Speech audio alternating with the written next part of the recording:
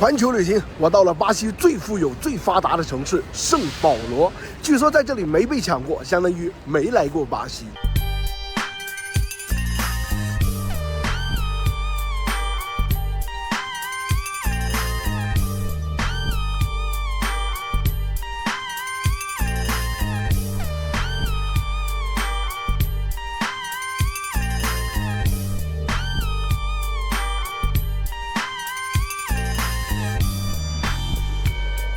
先打卡他们的著名地标圣保罗大教堂，哥特式风格，进去瞄一瞄。我感觉这内部蛮好看的，朴实无华。估计最贵的就是这些大理石做的支柱吧。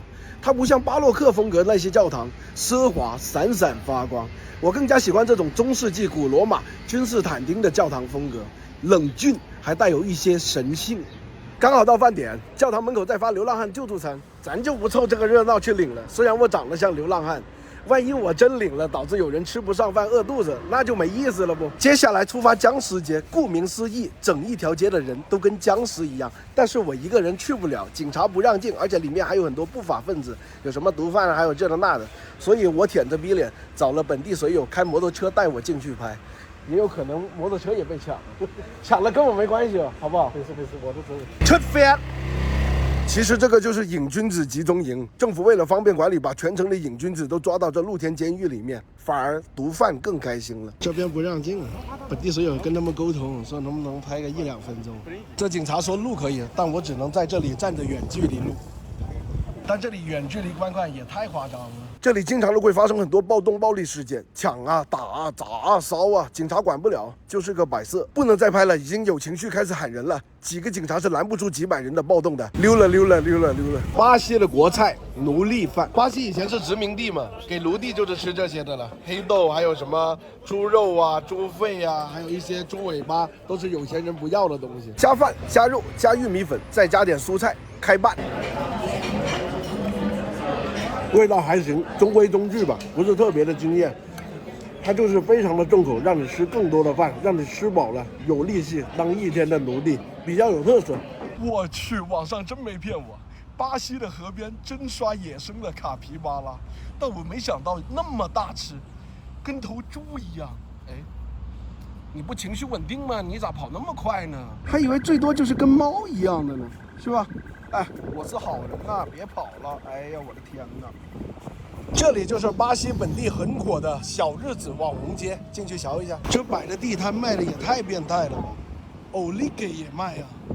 给大家科普一个冷知识：虽然这里叫日本街，但是这里所有卖的东西基本都是我们中国产的 ，Made in China， 看到没有？就像这边卖的手办，全是咱们义乌产的，随便一找一唠一看，你看。Made in China， 这筋膜机也是咱们中国产的，店主自己说的。不单是小摊小贩，包括一些商场里面90%都是咱们中国产的 ，Made in China， 牛逼！更好玩的事情就是这边的日本街有一半都是咱们中国人开的店，要不改名叫 Chinatown 算了。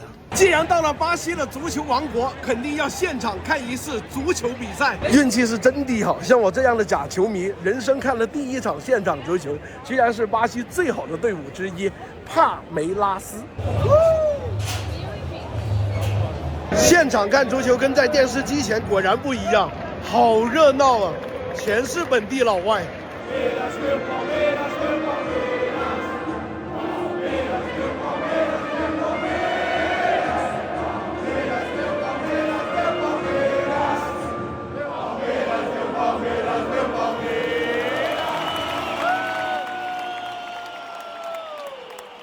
原来这就是足球主场优势，太激情了！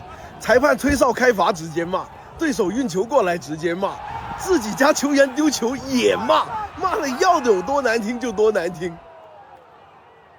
点球了，这个41号的小孩子现在身价几千万欧。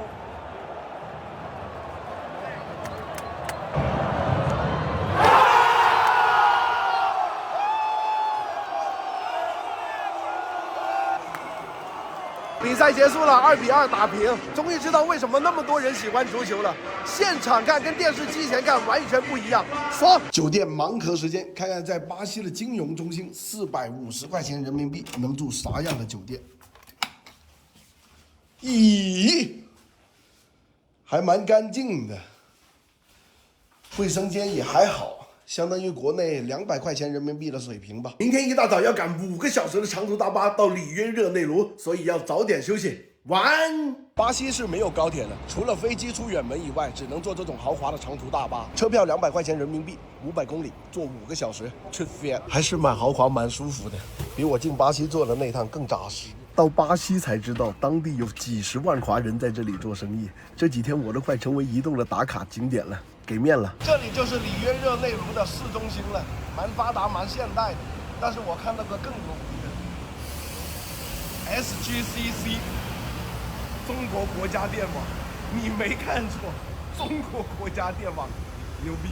疑惑我很久的问题终于找到答案了，流浪汉的手机在哪里充电？胆子还蛮大，高压电的感头。市中心的国家大教堂也是里约的地标之一，迁都了之后就不对游客开放了，打个卡咱们就溜。里约的城市基建也不差呀，我感觉都能赶得上发达国家了。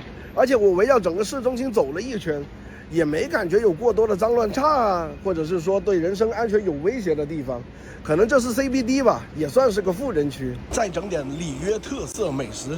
这家店开了65年的老店，好多本地老外，应该不错吧？蓝莓冰激凌35块钱人民币，只有巴西才可以吃得到的，在亚马逊的浆果空运过来碾成粉做的冰激凌，味道一般，但是口感不错，很有创造力，也算是本地特色了。这个叫巴西窝窝头，是沼泽蟹的2个大钳子做的食物。这个还是蛮香的，里面全是蟹肉，好好吃。炸鳕鱼肉啊，有点像咱们的春卷，这个也很香，好好吃。酸麻虾汤，这家店的招牌中的招牌菜是虾，再加上芽藤草做的汤。先尝一口芽藤草，哇，好吃是好吃，但是好酸呐。蛮开胃，哇！巴西人平时吃那么酸的吗？哇，比山西还酸。麻辣吃的多了，酸麻倒是头一回。因为这个芽藤草带有麻痹作用，吃的多嘴麻、舌头麻，但是越吃越上瘾，嘎嘎好吃。总共吃了188雷，相当于人民币225块钱，偏贵，但是有特色。这家巴西烤肉是本地粉丝强烈推荐，这不会吃个烤肉吃到了我的大动脉吧？这还是个半自助餐餐厅，水果蔬菜随便你吃。265块钱一位，我高低给你吃回本。这边的自助烤肉店基本都会发一个这样的牌子给你，这个就是一直给你上肉，这个就是让他别上肉。那我高低不给他吃破产。长见识了，这跟我想的自助餐不一样啊！头一回吃这样的。这里每一个服务员手上端着刚烤出来的肉，都是牛不同的部位。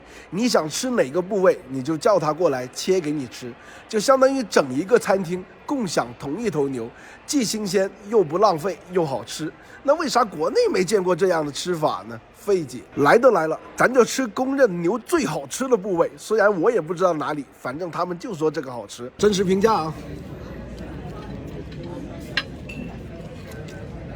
哦，这个好嫩啊，好入味啊，嘎嘎好吃。我觉得它这个也是跟我们的新疆羊肉一样，食材好，所以只要做不妖，怎么做都好吃。好吃到抽耳光都不放。吃饱喝足，接下来去探索里约最大的贫民窟，出发。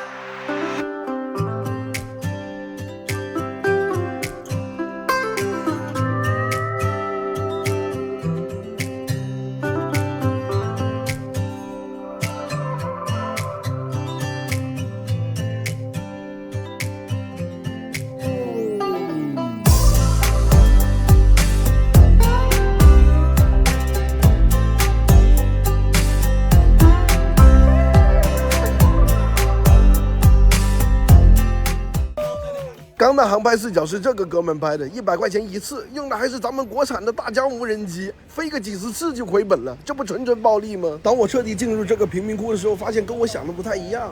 因为之前对于里约贫民窟的了解，无非是影视作品《上帝之城》《精英部队》《速度与激情》，来了之后发现这里游客巨多，已经非常旅游化了，根本就不会跟我们想象中的一样。这里更像一个超级城中村，电线乱挂啦，拥挤的人群啦，还有阴暗潮湿的小巷。但你要记住一点，如果你也想来这个贫民窟闲逛，一定要记得在当地找私人向导，他们要向当地的帮派、贩毒集团报备。什么时候进，什么时候出。如果是陌生人进去，在你踏入的那一刻，已经有无数个盯梢的眼睛看着你。一旦走进他的帮派地盘，直接开枪带走，没跟你开玩笑。当你快到毒贩地盘的时候，你的向导会提醒你并监督你，告诉你这里不能乱拍。如果拍到毒贩被发现了，会有很大的麻烦。在毒贩的地盘里，的确有很多手拿现代冲锋枪啊、现代步枪啊，腰间别几个手榴弹的毒贩在巡逻。但我没办法拍给大家看，我知道这玩意儿肯定很有流量，但人要讲良心。你说我拍了被发现了，害得自己没命了，那没办法，是不是？别人带你进来，你害死了别人，良心多过意不去啊！人要有良心。这座天桥很有意思，左手边是贫民窟，右手边是富人区，天堂跟地狱一桥之差。感谢这位本地导游啊，让我活着出来。牛逼 ，China is very nice。下了山发现个更有趣的事情，毒贩大本营对面就是警察局。